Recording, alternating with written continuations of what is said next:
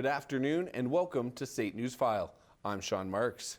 The handsome Zach Stewart will have sports coming up, but first, let's check in with the incomparable Hannah Lapine with the weather. Hannah, how's it going out there? Looks cold. Hannah Lapine with all the fun facts, am I right? Of course. Perfect. So, Zach, we're going to be getting this a little bit later, but the Raptors had an awesome game last night, hey? Oh, finally won. Losing 3 straight, and they're like matching expectations this year. Absolutely, especially coming off of like a winning season like last year. They've got quite the reputation to uphold. Of course, the reputation is high, and they're doing good. Well, that's good to hear, but we'll get more into that later. Residents in the Riverbend neighborhood got a rude and devastating awakening late last night as 2 houses caught fire and nearly burnt to the ground. Amy Michaelis joins us live in the SAIT newsroom. Amy, you're at the scene earlier today. It must be tough for these families. A former Mount Royal University hockey captain has been acquitted of all charges following a drug-fueled incident that happened 2 years ago. In January of 2018, Janet Hamnett was attacked in the early hours of the morning by Matthew Brown. Brown broke into Hamnett's home while naked and under the influence of magic mushrooms and alcohol and attacked Hamnett with a broom handle, seriously injuring her arms and hands. Justice Michelle Hollins ruled in court yesterday to acquit Brown of all charges as he was in a state of delirium and not in control of his own actions. As COVID-19, also known as the coronavirus, continues to spread to new countries, Canadians are beginning to make preparations such as stocking up on food and other necessities.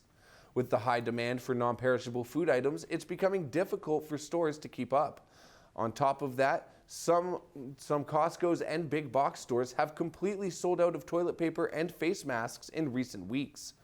Bryden Solutions, a preparedness company in Calgary, has nearly doubled its staff from 6 to 10 workers in just a few short days to help keep up. According to Bryden, the amount of orders they received in February are usually what they do all year. Canadians are also being warned about traveling to different countries, with options in North America being highly suggested. Some countries majorly affected by COVID-19 outside of China include Iran, South Korea, and most recently, Italy. According to the World Health Organization, there are over 92,000 confirmed cases across the globe, and the death toll is now over 3,000. The recent budget released by the Alberta government has revealed some big changes coming to a third of Alberta's provincial parks. Some parks will be facing closures of some services, such as overnight camping, while others will be closed down completely. Darren Bain has the story. Music has an interesting way of affecting us individually in different ways.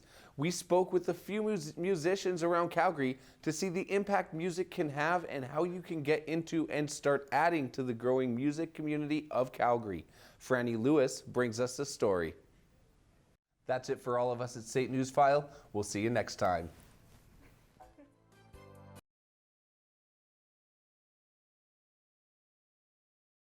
So, Sean, I understand there's a team in the Western Conference and more specifically the Pacific Division giving the Calgary Flames some troubles. It's true. The Vancouver Canucks are only 1 point behind the Flames now after that victory last night. A huge game by goalie Thatcher Demko, but again, we'll get more to that in just a little bit. Another Trojans team has achieved the ultimate glory in the ACAC Championships. Cole Fortner has more on how the men's basketball team is gearing up for another Nationals tournament.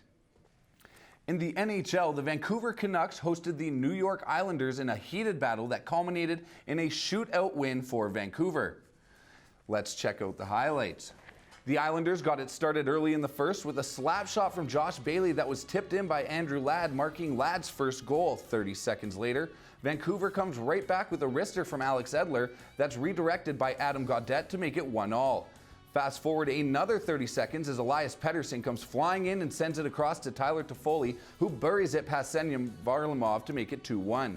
In the second, Anders Lee picked up a down ice pass and sends it across the net to Anthony Beauvillier, but Thatcher Demko makes an amazing save. It's 4-3 Canucks in the third when Derek Brassard fires one at Demko, who makes the stop, but Brock Nelson is right there for the rebound to take it to overtime. After a scoreless OT, JT Miller sends it past Varlamov's glove to win it for Vancouver in the shootout. The final score was 5-4 Canucks, and Alex Edler was the story of the night as he recorded his 400th career point with his assist on the Nucks' first goal. In the victory, newly acquired forward Tyler Toffoli scored 2 points for the Nucks, while goalie Thatcher Demko had an unreal night with 45 saves. The win puts Vancouver 1 point behind the Calgary Flames in the Pacific with 78, and still have a game in hand as they make their push for a playoffs berth. The Calgary Hitmen unveiled their new specialty jerseys earlier today as part of a league-wide awareness promotion. On Sunday, March 15th, the Hitmen will don the specially designed jerseys against the Red Deer Rebels as part of the WHL Suits Up to promote organ donation awareness game. The inspiration came from Logan Belay, a victim of the Humboldt Broncos bus crash, who had signed his organ donor card only weeks before the tragedy and began a movement known as the Logan Belay Effect. Joyce Van Dwerzen, the executive director for the Kidney Foundation, spoke at the presentation about what being an organ donor can represent long term. It gives them and families who've gone through that some comfort, knowing that their loved one has changed lives, has left a legacy beyond what they could imagine. The specialty game is being featured across the entire Western Hockey League, and fans are able to do their part by bidding on the uniforms at elevateauctions.com, with all proceeds going to the Kidney Foundation. And that's a look at sports.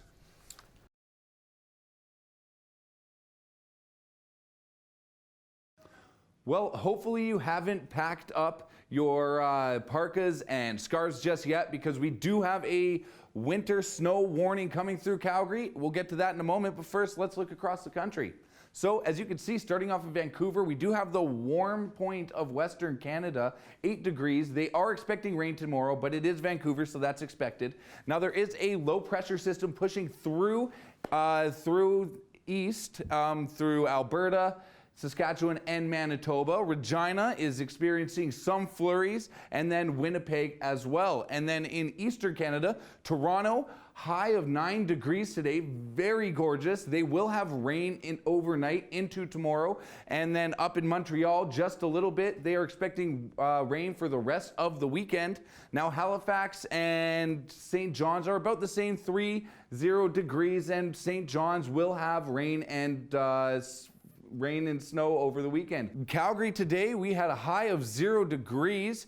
The conditions were a lot of sun and cloud, and the winds coming in from the northeast at 20 kilometers an hour. And coming up next is lots and lots of snow with that snow warning I told you about. Now let's looking at the rest of the province.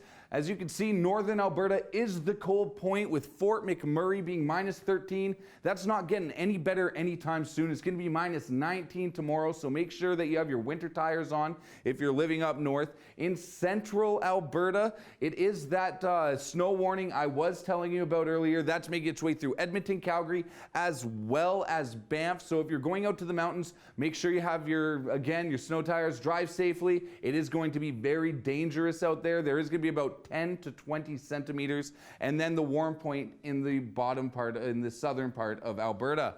In Calgary, in the 5-day forecast, tonight snow, and as I keep saying, snow for the rest of the weekend, clearing up on Sunday and Monday. We have a warm front pushing in that's going to warm up all of Alberta.